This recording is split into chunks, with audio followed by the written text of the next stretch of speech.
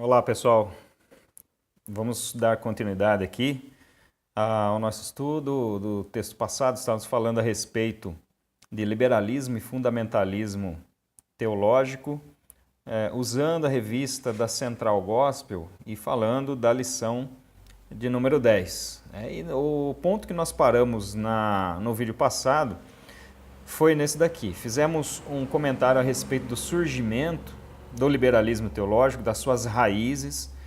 Falamos um pouquinho a respeito do pai do liberalismo teológico, Friedrich Schleiermacher, e os principais pontos, os principais pilares a respeito da sua teologia. Como isso surgiu e as suas implicações práticas, vamos dizer assim, o ideal de Schleiermacher, ou os princípios pelos quais as suas ideias foram pautadas, e as implicações práticas, quais foram as consequências negativas que tiveram essas ideias propostas. Vimos que, a princípio, o liberalismo ele surgiu num combate à chamada tirania da razão, no sentido de que se a teologia voltasse a buscar um pouco mais de Deus e não simplesmente se pautar pela razão, pela racionalidade, sob os princípios iluministas, humanistas, racionalistas, em que os principais filósofos da época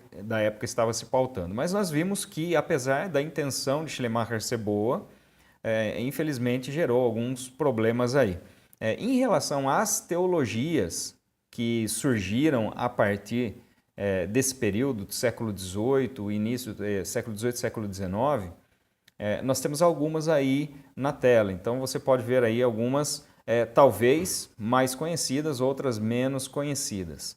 Eu não vou fazer uma explicação muito longa, muito alongada a respeito desses tipos de teologia, mas eu vou colocar aqui na descrição do vídeo uma explicação que eu achei muito bacana a respeito das principais linhas teológicas que nós encontramos ontem e que têm as suas raízes no liberalismo teológico. Então você percebe, você pode ver aí esse primeiro ponto que a teologia chama teologia da libertação, um pouco mais conhecida aí no nosso meio, um pouco mais divulgada, na verdade, que vê em Jesus não uma figura do Cristo libertador da escravidão do pecado, mas daquele que veio libertar, sim, as pessoas, mas de uma escravidão social, uma escravidão cultural, redistribuição de renda, fim das mazelas sociais, fim das diferenças de classes, ou seja, a teologia da libertação afasta a liberdade da escravidão do pecado que nós encontramos na cruz de Cristo e passa a mostrar que, através dos ensinos de Jesus, nós somos levados a crer num Jesus que não veio para nos libertar do pecado, mas de uma diferença social, das mazelas sociais, fome, pobreza, enfim, ele vai por esse foco aí. Nós temos, por exemplo, a teologia da morte de Deus, que chegou a ser propagada, essa questão da morte de Deus, obviamente não a morte no sentido literal, mas a morte da ideia de Deus, ou seja, a partir das descobertas científicas, a partir da evolução do pensamento, nós precisamos matar a ideia de um Deus transcendente e imanente. Daqui a pouquinho eu vou explicar um pouquinho a esse respeito, a questão da transcendência e imanência de Deus, e nos concentrar mais na essência daquilo que são os ensinamentos de Cristo, ou seja, que nós possamos amar ao próximo, nos doar ao próximo e redistribuir aquilo que nós temos com aqueles que são mais necessitados. E isso, obviamente, passou para um âmbito de uma luta social, de uma luta de classes, onde alguns ativistas acabam utilizando dessa argumentação para acabar colocando um pouco da religião ou da religiosidade ou do entendimento a respeito da religião dentro do âmbito político-social. A teologia do mito, que fala a respeito fala a respeito das passagens bíblicas como tendo sua base na mitologia judaica, não em fatos reais, fatos concretos, ou seja, a narrativa dos milagres bíblicos, eles não são literais, mas apenas histórias que são baseadas nessa mitologia. A teologia do evolucionista, ou seja, é necessário uma evolução. Essa teologia tem como ícone principalmente Pierre de Chardin, que é um francês, desenvolveu a necessidade da evolução espiritual, né? Ocorre uma evolução e aí se une um pouco de religião e ciência nesse sentido. Teologia do cristianismo sem religião, também chamado de ateísmo cristão, é a teologia neo-ortodoxa. Na descrição do vídeo aí vai apresentar para vocês um pouco mais a esse respeito e falar com um pouquinho mais de detalhes, né? Passando já para a lição 11, então, o texto-chave que nós encontramos é esse aqui, ó. Tende cuidado para que ninguém vos faça presa sua, por meio de filosofias e vãs sutilezas, segundo a tradição dos homens, segundo os rudimentos do mundo e não segundo Cristo. Então, foco aqui, né? No início do versículo, ó. Ninguém vos faça presa por meio de filosofias e vãs sutilezas. A palavra filosofia, a essência do que significa filosofia é amor à sabedoria. E a princípio, quando você analisa esse tipo de coisa, nós temos a tendência de ver com bons olhos. A filosofia, amor à sabedoria. A Bíblia fala muito a respeito de sabedoria. A questão é que a sequência do versículo diz o seguinte, por meio de filosofia segundo a tradição dos homens. Então, obviamente, que a filosofia aqui ela está colocada no sentido de que é a filosofia humana, é a sabedoria que vem do homem. A palavra de Deus nos diz que toda e qualquer justiça humana é comparada a um trapo de imundícia. E nós devemos buscar sempre a sabedoria que vem do alto, a sabedoria de Deus em relação a todas as questões que nós enfrentamos no dia a dia, né? Então, todas as filosofias humanas devem ser analisadas pela ótica das Escrituras Sagradas. Ou seja, a filosofia em si não é ruim, muito pelo contrário, ela nos faz meditar, nos faz pensar, nos faz refletir a respeito das questões da vida, mas toda e qualquer filosofia, para nós cristãos, deve ser passada pela palavra de Deus. Agora você imagine que uma das consequências do liberalismo teológico foi o abandono da Bíblia como a palavra de Deus. Os liberais não é que eles rejeitam completamente a Bíblia, mas eles dizem que a Bíblia contém erros, inclusive de traduções, e fazem uma série de críticas a esse respeito, dizendo que a Bíblia não é a palavra de Deus, mas ela contém alguns ensinamentos que dizem respeito à palavra de Deus. Nós entendemos exatamente o contrário. A Bíblia é a palavra de Deus. E as pesquisas mais recentes, no que diz respeito à crítica textual, têm mostrado que nós podemos ter uma confiança de quase que 100%, ou seja, 99,9% em relação aos escritos que nós temos hoje, né? A fidelidade desses escritos aos originais. E quanto mais se faz descobertas nesse sentido, mais se chega realmente ou se comprova essa conclusão de que a Bíblia é de fato a palavra de Deus e que a palavra de Deus não só foi inspirada por Deus, mas por Ele também preservada para que nós recebamos hoje essa palavra de uma forma integral. Alguém pode dizer, poxa, mas 99,9% não é 100%. E quem é que pode dizer o que é esse 0,1%? Diz respeito a quê? Diz respeito a algo que é central na nossa fé. Mais uma vez, não vamos nos alongar a esse respeito, mas existem sim algumas diferenças de manuscritos, mas nenhum tipo de diferença, nenhum tipo de erro que seja culminante para que nós possamos entender que a palavra de Deus ela foi corrompida. São alguns pequenos erros, às vezes de tradução, erros de grafia, que em nenhum momento afetam a veracidade da palavra de Deus. Em nenhum momento elas afrontam as doutrinas centrais da palavra de Deus, né? Vamos citar aqui um exemplo, né? Tem um texto lá de 1 João, capítulo 5,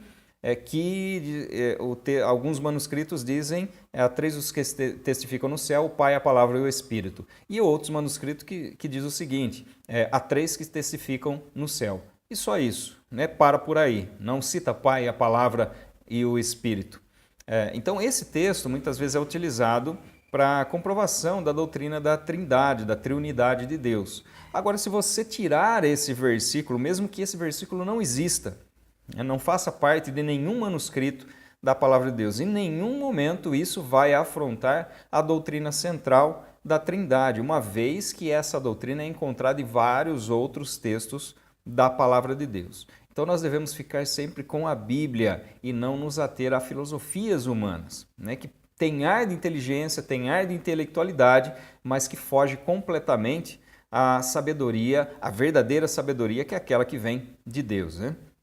Nós falamos aqui a respeito de transcendência e imanência, né? De uma forma bastante resumida também. A transcendência de Deus significa aquele Deus que está acima de todas as coisas, o Deus criador dos céus e da terra, o Deus que está governando o universo, que criou e sustenta o universo. E a imanência de Deus diz respeito ao relacionamento de Deus com a humanidade, sobretudo pela vinda do Senhor Jesus à Terra para nos dar os seus ensinamentos. Então, algumas pessoas vão para a transcendência, apenas para a transcendência, e outros apenas para a imanência de Deus.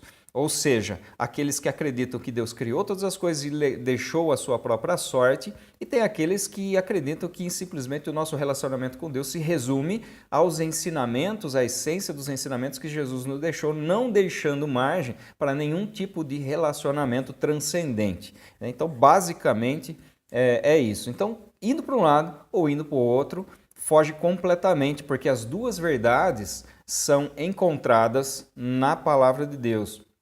E elas são harmonizadas pela palavra de Deus. Deus é tanto transcendente quanto imanente. E esse Deus triuno que opera pelo Pai, Filho e Espírito Santo. Esse texto, capítulo 11, nos traz alguns desvios dentro do chamado teísmo.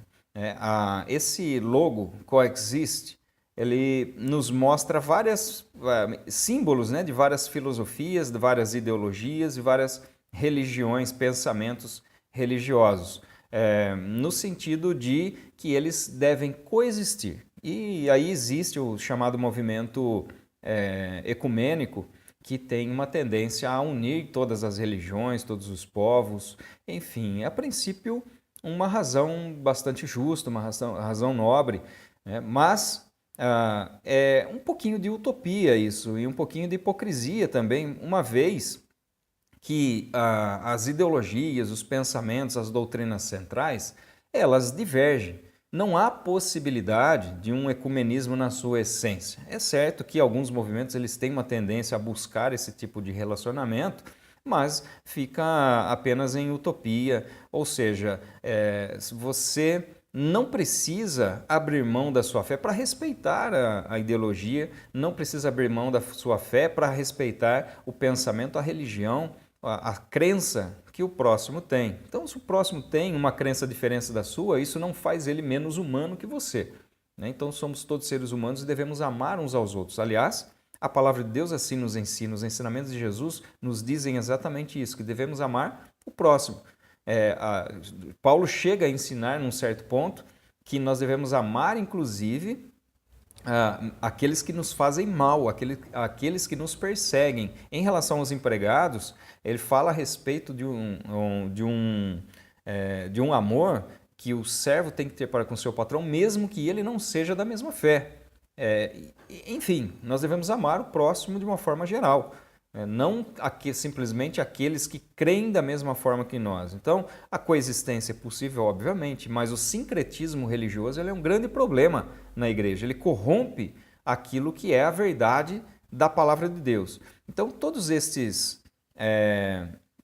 elencados aqui, esses tipos de pensamento ou filosofia elencados aqui, eles estão muito bem explicados na revista e não há necessidade de que nós falemos muito a esse respeito aqui no vídeo, né? Deixemos espaço aqui então para falar de outras questões mais importantes. Na página, ou melhor, ainda vocês perceberam que nós estamos fazendo então uma mescla entre a lição 10 e a lição 11, então nós já estamos na 11, mas vamos trazer alguma coisinha ainda lá da lição 10 para que nós possamos tratarem dentro dessas duas aulas que nós temos para falar a esse respeito na escola bíblica, né? Surge na Inglaterra o chamado evangelicalismo.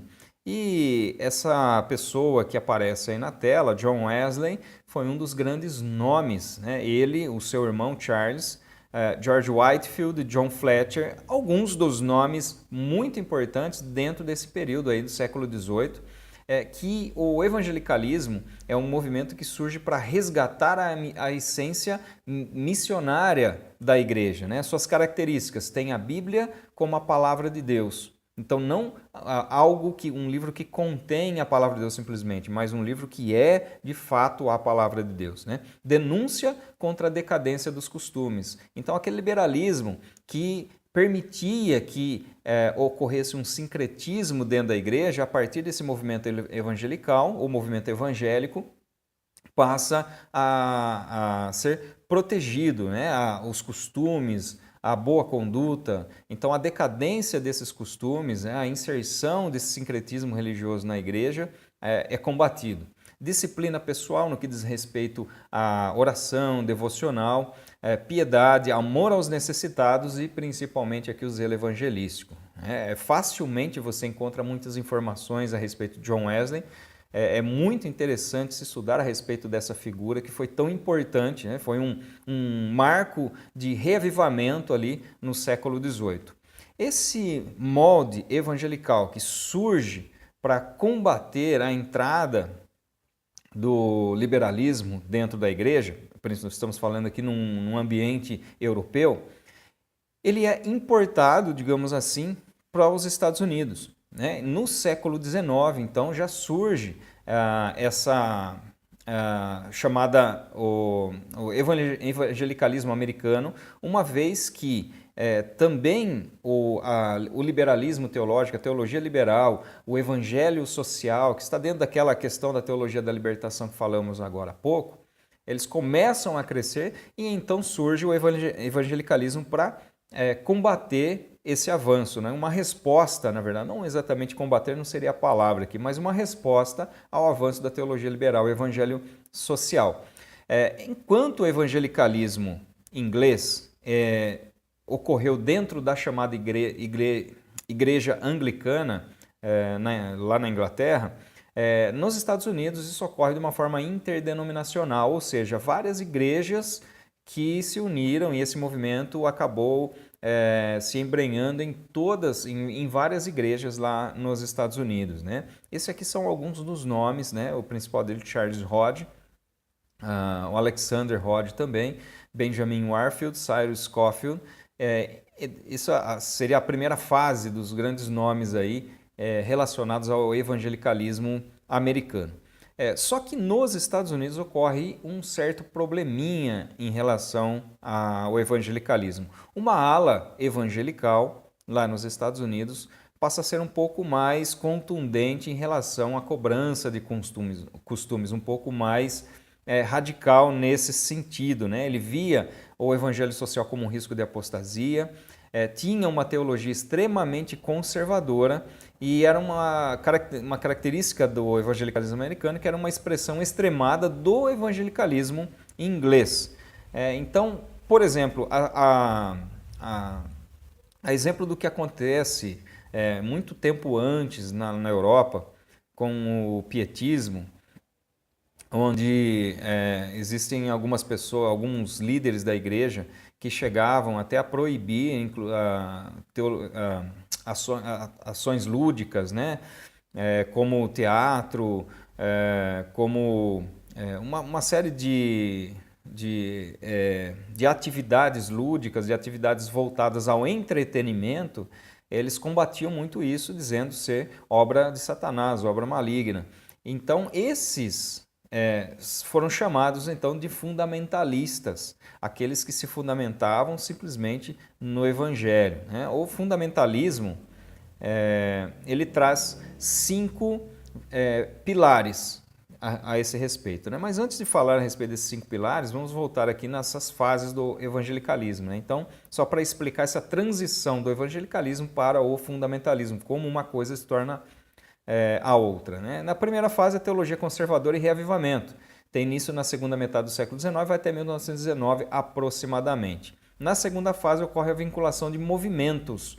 O evangelicalismo ele sai das universidades, então até então era um movimento que ocorria principalmente nas grandes universidades, a partir das igrejas, mas as igrejas institucionalmente ainda não envolvidas. Apenas nessa segunda fase é que essa teoria, esse tipo de entendimento a respeito do evangelho sai das universidades e passa a ser parte realmente das instituições, né? Sobretudo a Associação Mundial de Cristãos Fundamentalistas. Era contra o ensino da teoria da evolução nas escolas, por exemplo, uma vez que considerava-se que toda a teoria da evolução era contrária ao que a palavra de Deus dizia, então não havia sequer a possibilidade de análise desse tipo de coisa. Se vai contra a palavra de Deus, então é necessário que isso seja combatido.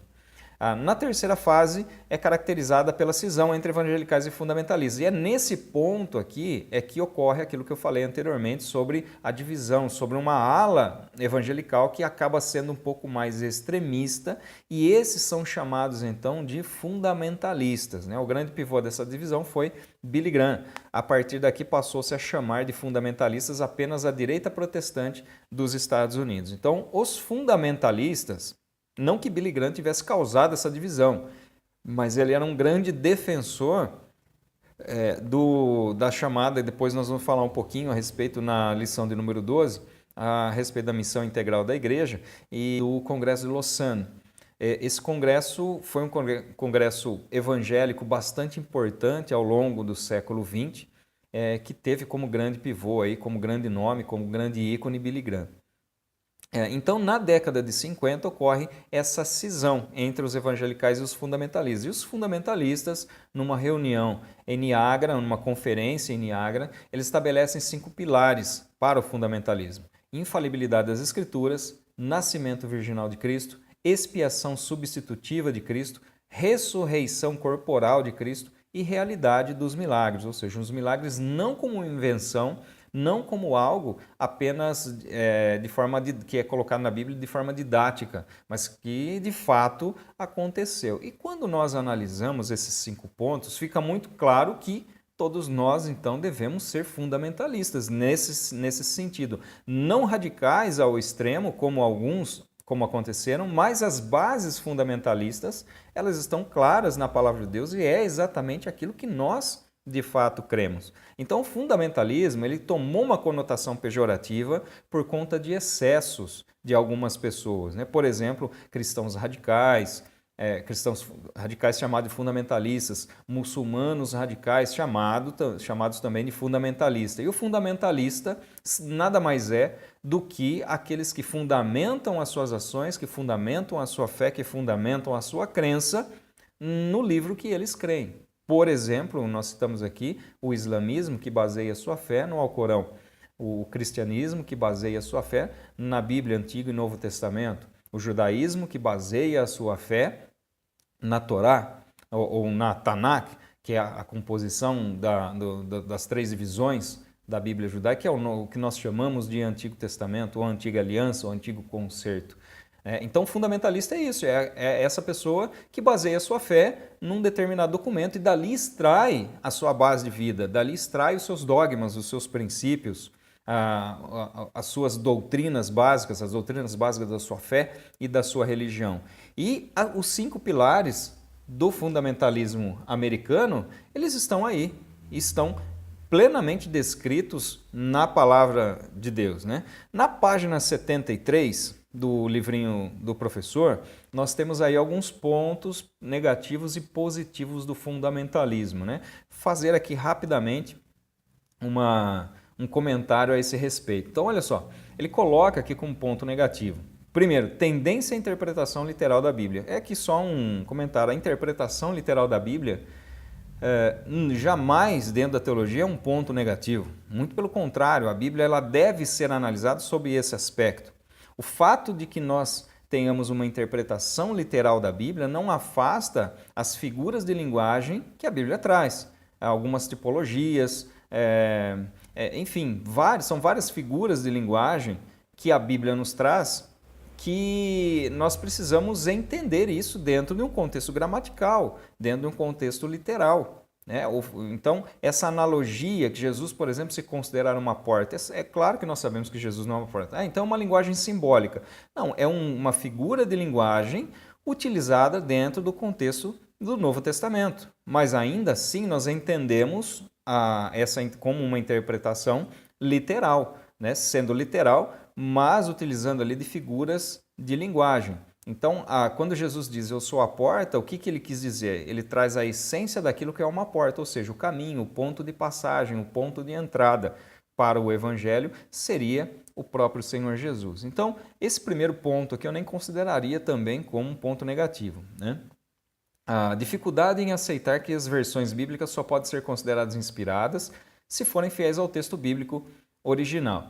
Bom, a aceitação, nós temos várias versões bíblicas e você pode facilmente hoje ter acesso a várias versões por aplicativos de celular, pela internet. Então essas versões bíblicas, obviamente que não são inspiradas, elas não foram inspiradas, nenhuma versão bíblica é inspirada, uma vez que a tradução, toda e qualquer tradução, ela é feita a partir do ponto de vista daquele que o faz. A plena inspiração que nós encontramos na Palavra de Deus estão apenas nos seus originais, nos chamados autógrafos, que são aqueles que foram escritos em hebraico, aramaico e grego. Nenhuma tradução e nenhuma versão ela pode encerrar em si o conceito de inspirado. Porém, nós, através de um vasto estudo, de um amplo estudo ao longo de muitos séculos que a crítica textual fez, nós chegamos à conclusão que nós temos traduções muito boas e muito próximas àquilo que diz respeito aos originais, ou da ideia que se quis passar nos originais bíblicos. Então, o contexto, o sentido, nós podemos dizer que sim, que existe uma fidelidade muito grande ao texto. Tendência ao sectarismo e ao isolamento. Isso realmente é um grande problema, foi um grande problema dos fundamentalistas, que tinham a ideia de que eles tinham que se isolar do mundo para que eles não fossem contaminados. Enquanto a palavra de Deus, no que diz respeito ao evangelismo, ela fala de proximidade e não de distanciamento. E, por último, rejeição às interpretações diferentes da Bíblia, mesmo quando elas não afetam o cerne do evangelho. Então é aquela palavra, de repente você usa uma palavra para fazer uma tradução e com o tempo essa palavra acaba se tornando mais arcaica. Dentro do linguajar, por exemplo, nós podemos pegar a língua portuguesa. Se você pegar a Almeida Revista Corrigida, por exemplo, uma tradução mais antiga, algumas palavras você não consegue fazer a leitura, não consegue fazer a interpretação se não tiver um dicionário do lado, porque algumas palavras nem fazem mais parte do nosso dia a dia, enquanto algumas versões trazem palavras mais modernas, mais recentes, sem alterar, contudo, o sentido do texto. Apenas uma palavra que significa a mesma coisa. Então, o fundamentalismo, esse fundamentalismo radical nos Estados Unidos, ele tinha a tendência a usar somente as traduções ultraliterais, ou quase que uma tradução mecânica do original bíblico. E os pontos positivos, amor e fidelidade à palavra de Deus, isso é essencial. Reafirmação da vida com Deus baseada na santidade. Então, o padrão de conduta do cristão, a forma como que o cristão deve agir diante de Deus, diante da sociedade, diante da família e diante da própria igreja.